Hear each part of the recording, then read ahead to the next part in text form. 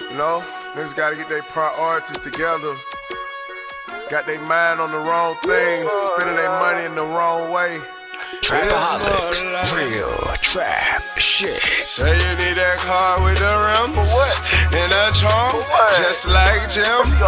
It's more than life. Yeah. I'm telling you. Talk to him. Say you need that LV bag For what? with the belt and the hat. That's all you got though. It's more than life. Yeah. Talk to him. Real. Say you wanna turn up at the club, Why? buy some bottles, impress them girls. what? It's more than life. Oh, fucking everybody. Yeah. Damn, son, where'd you find this? Good evening, everyone, and welcome to Saints and Appetizers podcast. And who dat? And I'm Ethan, and it's here. It's coming up fast. It's the last game of the season, and I know a lot of you out there saying it doesn't matter. Who cares? Let's get it over with. It's a meaningless game. This, that, and the other, but I'm here for it. I'm excited. The Saints get to play one more game. Before you know it, the football season, NFL season will be over altogether. Same goes for college football. There'll be no football, I guess, until I guess the summer leagues, I guess, XFL, AFL. Those leagues start up, I guess. That's what you'll have to wait for here in a couple months. The spring leagues, and I was already messed up when there was no Thursday night football to watch. So it's coming fast. There'll be no football to watch before you know it. So saying that I don't care about the Saints game. I'm still here for it. So I'm not. It's not that you're going to be heavily invested anymore, but I, I'm glad you still get to see our guys go out there and perform, and maybe they can at least go and finish on a high note, and maybe reach a couple milestones and landmarks, and maybe go see what some young guys can go and do out there. So let's maybe go over some of the injury reports and see what else is going on there. There hasn't been really too much underlying news besides just the injury reports, and that's really about it, honestly. But can I get a menu, and let's kind of get into that. The injury report here, and it's just been it's a long one, like most of them have been this year, and I'll just start at the top here. We have Paulson Adebo. He's had a hamstring, hasn't practiced all week, and is listed as out. Justin Evans, shoulder, limited all week, as listed as questionable. Chase Hansen was with a knee, limited on Wednesday, and then full the rest of the week. No designation. Taysom Hill, limited all week with a back, listed as questionable. James Hurst,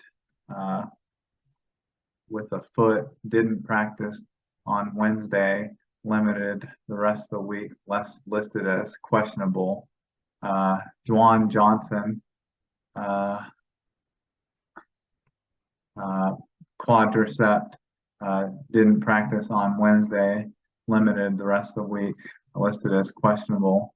Marcus May, limited on Wednesday, limited the rest of the week, listed as questionable. Ryan Ramczyk, hip and / rep, didn't practice on Wednesday, limited the rest of the week, listed as questionable.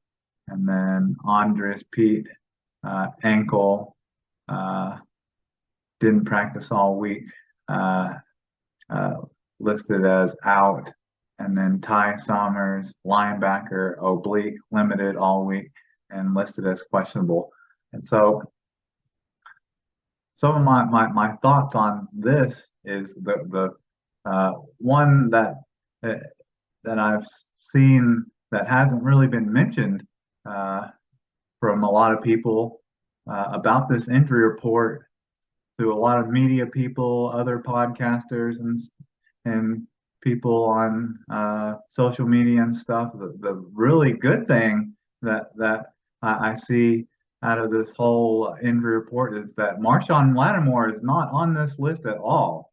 He was not on this injury report at all. Not limited, not just not on this injury report at all. So that's really good. That's really good to see that he's not on here. So that really out of anything about this injury report, that really excites me. So that's really positive, seeing how he's been on this injury report for like 11 weeks straight, was either out or limited or just inactive for like almost the entire season. He played, I guess, uh, I don't even know. He's played. Let's see if I can find where he is on this. I already have some of their stats pulled up here. Let's see if I can find Laddie Daddy on here. Yeah, he's only played like 6 games, like all season. So, yeah, I mean, he he's just been pretty much on the injury report pretty much all season. So that's probably the thing that makes me the happiest about this injury report. But then the obvious other one that I think is just kind of to get more eyes on a younger player. This is an injury that I don't even believe is really realistic. I think this is maybe to just save face for a player to maybe try to be respectful to him more around the league, to maybe save his trade ability, his trade value a little bit, to not mark him down as a healthy scratch. And that's Paulson Adebo. I don't know if I even believe that he actually has a hamstring injury because he started opposite of Marshawn Lattimore last week, and Paulson Adebo didn't really, not Paulson Adebo, but Alontae Taylor didn't even really play uh, last week against the Philadelphia Eagles. And then we obviously know what happened. Paulson Adebo got burned by A.J. Brown, but besides that, really, he looked pretty good. The entire Saints defense really looked good, besides that one play where he got burned and stumbled out of bounds and it went for like an 80-yard touchdown and all that business. But I don't know if I even believe that Paulson Debo actually has this hamstring injury. I think they're just trying to kind of save face and say that he's hurt so they don't have to mark him down as a healthy scratch to where that hurts his trade value down the road if they possibly want to trade him and keep Alontae Taylor as the starter opposite of Marshawn Lattimore down the road. And this kind of gives them a chance to just sit Paulson Adebo and allow and get an eye, get to see what Alontae Taylor looks like as the starter opposite of Marshawn Lattimore on Sunday against Carolina. So I think that's just kind of this is just a chance to see kind of a feel of what your young players look like. But so I wouldn't worry much about that hamstring of Paulson Adebo at all because I don't even believe it's real. So on to some of these other injuries. Don't know too much about them. It's kind of I'd like to see Marcus May play just so you could get to see the entire secondary of Marshawn Lattimore, Marcus May, Tyrann Mathieu, and Alontae Taylor. And just considering Marcus May has just been kind of injury prone this whole year. See if I can find him on the stat list. I'm kind of interested on how much he's played this year, how many games he's played in this year.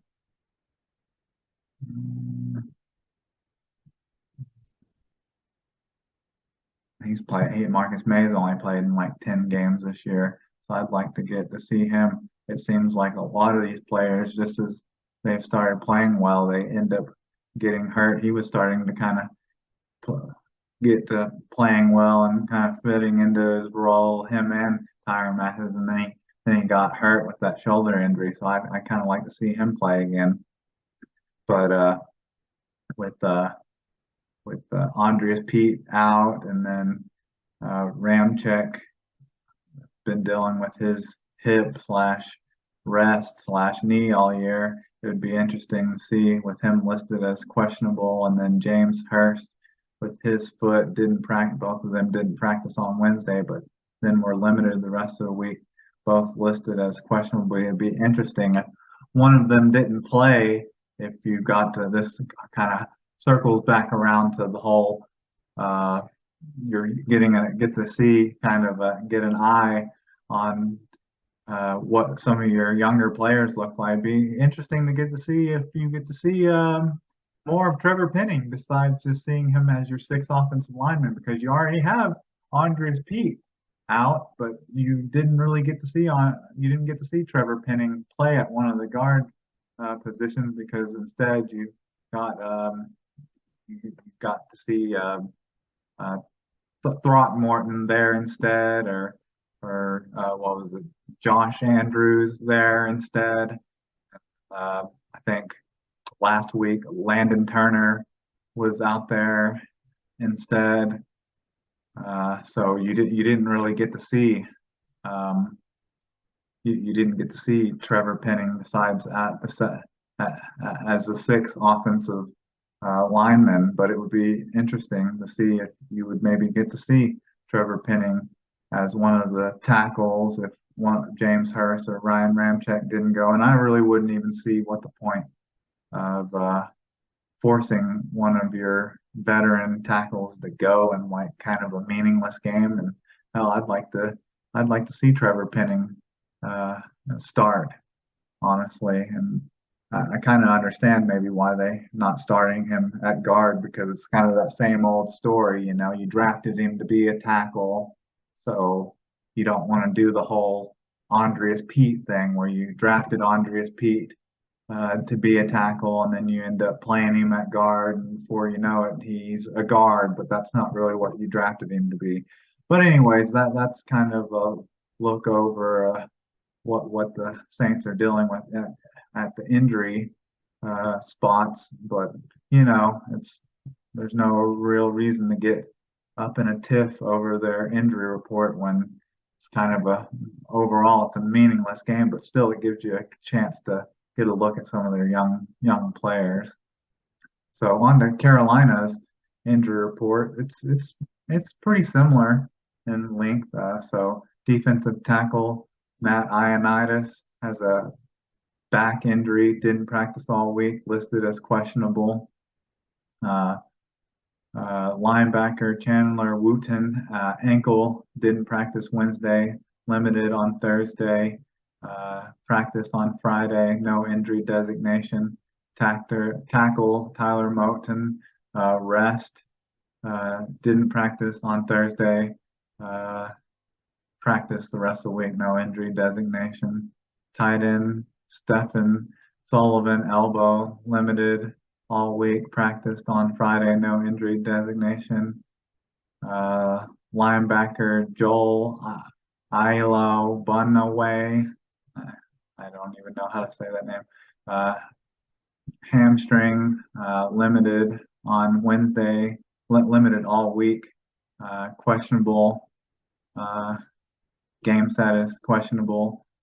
Tight end Ian Thomas, for personal reasons, didn't practice on Wednesday, listed, and then practiced the rest of the week, no injury designation. Defensive end Brian Burns, ankle. Uh, practice Wednesday, was full Thursday, didn't practice Friday, listed as questionable. And then running back Deontay Foreman, knee, practice all week, and then was limited Friday, and then listed as questionable. So nothing really to get too excited about on their injury report. They're pretty healthy for the most part. So really, nothing to get too excited about. So usually when I do these and I'm kind of doing like the game breakdowns and things like that, I would usually go over like their player stats and who to look out for and things like that. But instead, I kind of want to I kind of want to go over uh, some of the like the Saints like milestones.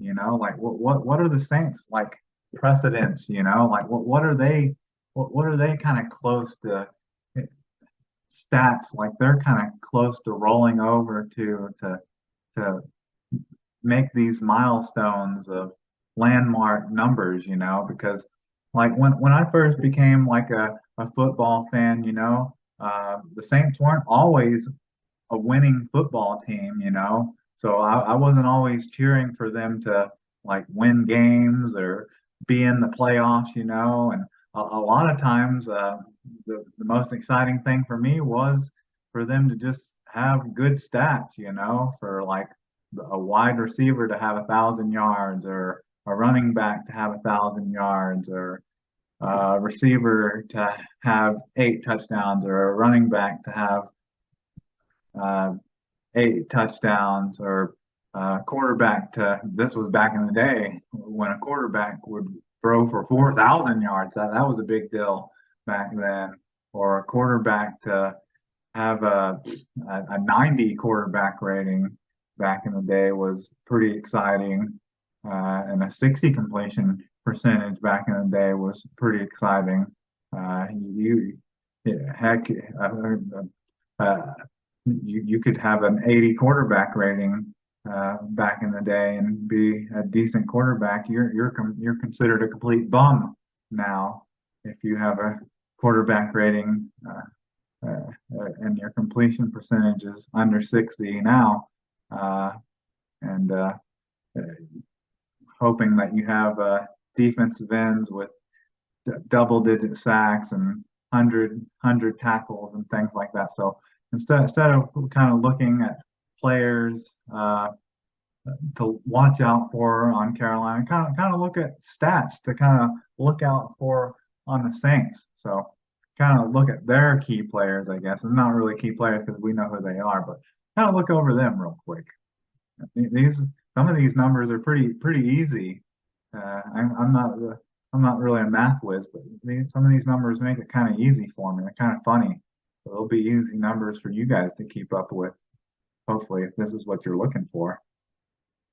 So, so first, Andy Dalton, he is for just yardage numbers, he's at 2,700 yards. So he would need 300 yards to get to 3,000 yards on the season.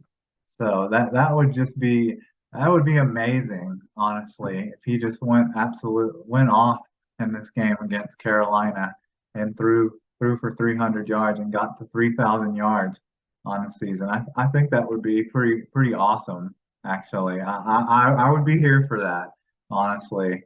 And he I think that would be pretty cool, honestly. So it's like people are saying this game is meaningless and that they just want the season to be over. Like there's still one more Saints game left, and that if the Saints would win this game and they would put up some big time stats in this and kind of round some of these numbers off, I'd still get pretty pumped up, honestly. So he would need 300 yards to get to 3,000, and he has 17 touchdowns and 9 interceptions. So 17 touchdowns. It's kind of funny. He's got 2,700 yards and 17 touchdowns. So then he would need 3 touchdowns to get to 20 touchdowns. So if he threw and one interception to get to 10. So I would be perfectly fine if he threw 300 yards to get to 3,000, three touchdowns to get to 20 yards, and one interception. I'd be perfectly fine if he threw one interception to get to 10 interceptions. That would be awesome. That'd be a great day. And on top of they'd have to win too, obviously, but that'd be awesome. I would totally. I'd be there for that all day. So that's just the passing numbers that would be kind of a cool milestone if they would hit. Andy Dalton had to ball out though for that happen. And that's definitely not even close to his averages. That'd be amazing if Andy Dalton was averaging numbers like that all season. But probably not going to happen. But it would be very cool if it did. Uh, and then on to Alvin Kamara here. Like I said, some of these are just like even, very round numbers.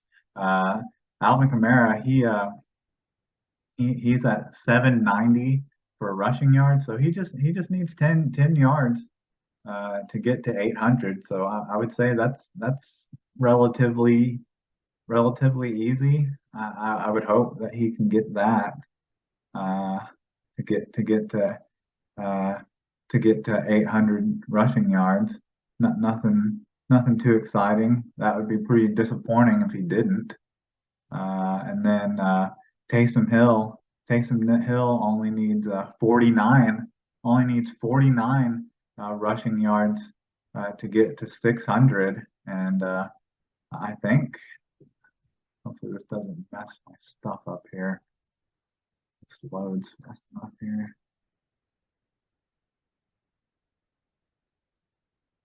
Of course, it doesn't pull up his.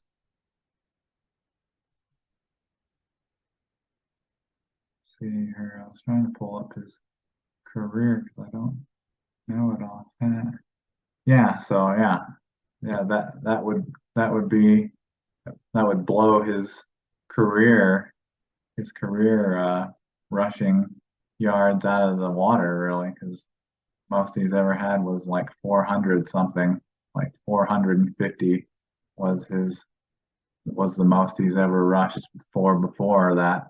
So yeah, that would be cool if Taysom Hill ended the season. So if Taysom Hill got 49 rushing yards, he'd finish the season with uh, 600 rushing yards, and he's got seven rushing touchdowns on the season, and that's something I mentioned. Like that's kind of the landmark. A lot of people think like 10 double-digit touchdowns is kind of the landmark for like big touchdowns, but eight is the nice rounded number. At least to me, eight is the nice even round number when it comes to receiving and rushing. So if he could get one more rushing touchdown to take his 7 to 8, that would be impressive.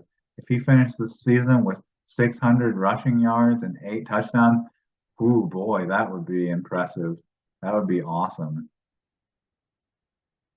And then on to receiving here. We have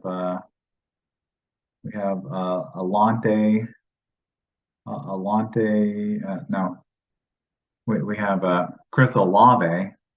Chris Olave, he has 982 yards. So he just needs what is that? That's just what 18 yards receiving he needs. Just 18 yards receiving to get to 1,000 yards. So that would be. I would hope that, like, once again, that seems very doable, just like Alvin Kamara. But you'd be surprised sometimes, especially with wide receivers and things like that.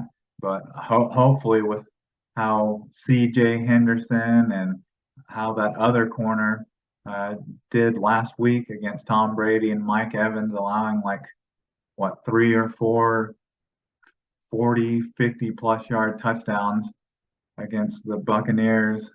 I would hope that they can get that get at least that. I don't believe either of those guys are shutdown corners with both Deontay Jackson and J.C. Horn both on IR. I would hope that they can get the amount of yards that they need.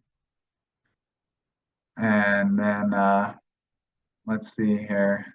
So that's what they need to get to that. And then this is kind of a cool little coincidence here is that Juwan Johnson and Alvin Kamara they both need 23 yards to get to 500 yards receiving because they both have 487 yards receiving. So that's cool. And Chris Olave had 882 yards, just to clarify that he needed 18 to get to 1,000. So that would be cool if Juwan Johnson and Alvin Kamara both got the 23 yards they need to get to 500. And then Juwan Johnson, he also has 7 touchdowns. So if he get one more touchdown to get to that nice 8 touchdown, that round number I'm talking about that I like, that would be really cool as well. So those are some of the nice offensive stats that I'm talking about. And I'm about to leave our boy um, let's see Rashid Shaheed out here as well. I think if he got 46, I think that's 46. I'm horrible with math sometimes. If he got 46 yards, he's at 456, or he's at 454 yards right now. So if he got 46 yards, he could get to 500 yards as well. So those are some of your offensive numbers there. That would be cool. If all 3 of those guys there could get to 500, and if Chris Olave could get 1,000, that would be pretty cool.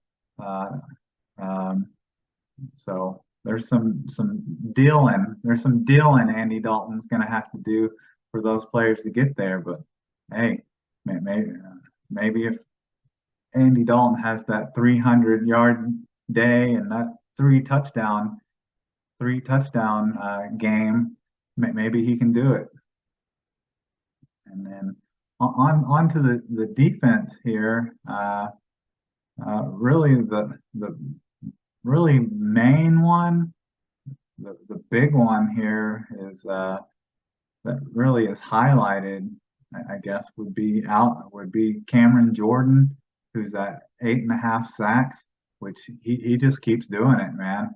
You think he's about to fall off, and he's only gonna have, it looks like he's about to only have like 5.5 sacks on a season or something like that, or he's only gonna have 6 sacks. I think he has like the record like 5. I think only like 3 other players, like with like a group of guys up there with like Reggie White and some other like Hall of Fame players have like had like 5+ consecutive seasons of 7 sacks or more or something like that. And it looked like that was maybe going to get broke this year. And then he has like 3 sacks in the game against Philadelphia, and now he's sitting at 8.5. So that would be really cool if he ended up having a sack and a half in this game. And then, I mean, that's what's wild about this Saints team is I think they're in the top 5, I think, or something. They're definitely in the top 5, or at least in the top 10, leading the league in sacks. They don't even have a double-digit sack guy, which is wild because they just have Carl Granderson, who has like 5.5. They have Demario Davis, who has 6.5. Contavious Street has like 3.5. Saw him on here earlier. Yeah. Caden Alice has 7 sacks. There's really no other landmarks for any of these defensive players, which is kind of sad. about to say about the defense. But yeah, so that that's just kind of all the landmarks for for the players on offense and defense. It's kind of sad that there really weren't any more for the defense besides the 1.5 sacks for for Cameron Jordan on defense. But anyways, hot takes. On to hot takes here, and first one, I kind of mentioned it a little bit, talking about those. Kind of mentioned both of these, honestly. We'll get to the second one here in a second, but mentioned those when I was talking about the offense and talking about C.J. Henderson and the other corner that were getting roasted last week against Carolina, and we're talking about those three wide receivers trying to get to 500 yards, and we got a burner too. He may not be as prestige as Mike Evans and hadn't been in the league and hadn't had those multi-thousand-yard seasons like Mike Evans, but we got a young burner too, and he wears that 8'9", that 89 for Shaheed, and I think he's gonna burn C.J. Henderson this coming Sunday, and he's gonna burn him for a 50-something yard touchdown as well. And I think when he burns him for that 50-plus yard touchdown, whatever it's going to be for a touchdown, I think that's going to get him in his milestone. When he gets that touchdown and them yardage, I think that's going to roll him over for 500 yards and add him another touchdown. So that's one of my hot takes. So Rashid Shaheed's going to burn C.J. Henderson just like Mike Evans burned him twice last week in that game against Carolina and the Bucks, and that'll get him to 500 yards or more and another touchdown on the season. And then my other hot take is this one may upset people a little bit because I was on there. I was talking a lot about how Cam Jordan, I'd really love to see him get like one more sack, 1.5 more sacks to get to double digit. Yeah, that'd be so great. But actually, I don't think he's gonna get it. I don't think he's gonna get it. But hold up, wait. I think someone else will get to double digit sacks. And you know how it's gonna happen? You know, Cameron Jordan may get one sack, so he may get to what, like 9.5 or something like that. But Caden Ellis has 7 sacks. And you're like, oh, well, seven sacks. That means he'd have to get 3 sacks. Well, Cameron Jordan got 3 last week. So I think Caden Ellis is going to get 3 sacks on Sam Darnold on Sunday. And we're going to have T.J. Watt light on our team on Sunday. We're going to have a T.J. Watt light. And who had that bet? Who had that prop bet or that bet that who would have bet that at the season? Wonder what the odds of that were at the beginning of the season that Caden Ellis was going to be the Saints' leading sacker with double-digit sacks. So that's my other hot take, that Caden Ellis is going to get 3 sacks in this game and end up with 10 sacks on the season and lead the Saints in sacks. So those are my 2 hot takes.